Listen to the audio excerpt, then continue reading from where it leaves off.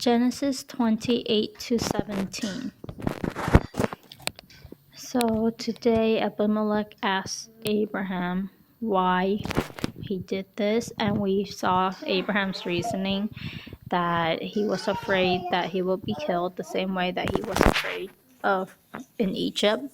And then this is interesting that I didn't catch in previous readings. So Sarah was his step sibling. So I guess in his mind he's not he he's it's like a white lie to him, so he thinks it's okay.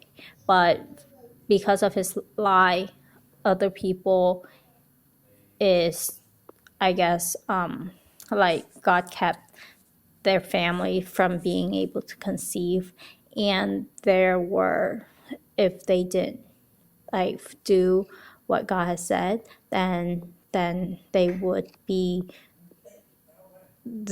consequences for disobeying God. So his lie leads to other things, but he doesn't think about that, and he doesn't even think about the potential of Sarah being violated. And when I was thinking about this in the past few days, it's very interesting how Sarah was promised a son, and I think it's it's Satan's plan to cause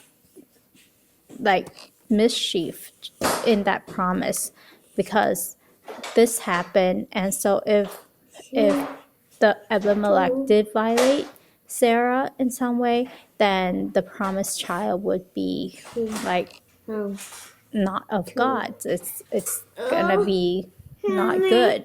And so, but God kept his promise, and he kept Sarah from being violated. And Abraham, though he is old now and he should know better, he doesn't think about his wife being in that dangerous and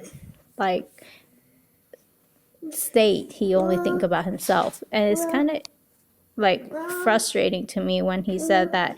So God had him wander from his father's household, and then he told her, this is how you can show your love to me. And so if he's saying, if you love me, you're gonna tell people that I'm your brother. So it's Abraham, being a father of faith, he also have a lot of flaws and a lot of things that, as a woman, when I look at that, I'm raising my eyebrow. So it's not, yeah. But in God's kingdom, faith in God and trust in God, that's the key to the kingdom. Not how good you are, not if you're flawless. And obviously many people in the Bible are very flawed characters, but God uses flawed characters as long as we have a heart for God. So then Abimelech gave him money and told Sarah that she is completely vindicated. And then Abraham prayed to God, and God healed Abimelech, his wife, and his female slaves, so that they could have children again. So I don't understand what kind of disease was it. Obviously they knew of the disease, and obviously it kept the king from violating Sarah. I don't know what kind of disease it is, but they know that they have a problem, and God healed them of it after Abraham prayed for them.